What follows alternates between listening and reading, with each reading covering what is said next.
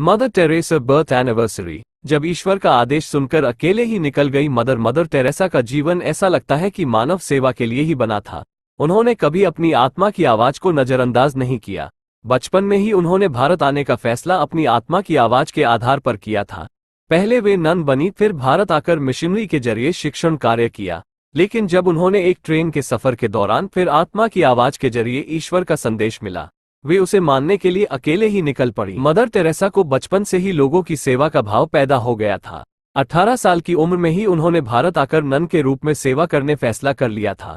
36 साल की उम्र में अंतरात्मा की आवाज पर गरीबों की सेवा करने का फैसला कर लिया। मदर टेरेसा का जीवन दुनिया के लिए प्रेरणा है। उन्हें बचपन से ही भारत में आकर लोगों की सेवा करने की प्रेरणा मिली और उस एक जज्बे के लिए उन्होंने अपना पूरा जीवन लगा दिया। 19 साल की उम्र में भारत आने के बाद मदर टेरेसा शिक्षिका बनी। शिक्षा सेवा का ही एक रूप होता है, लेकिन इस काम से उन्हें कभी संतुष्टि नहीं मिली। 36 साल की उम्र में उनके अंतर्मन से लोगों की सेवा करने का भाव जागृत हुए, जिसे उन्हें ईश्वर का आदेश माना और बिना किसी की मदद लिए अकेले ही इस आदेश का पालन करने के लिए निकल गई। समय के साथ लोग उनके साथ जुड़ते चले गए और वे खुद ही एक मिशन बन गईं। My dear friends, subscribe my YouTube channel.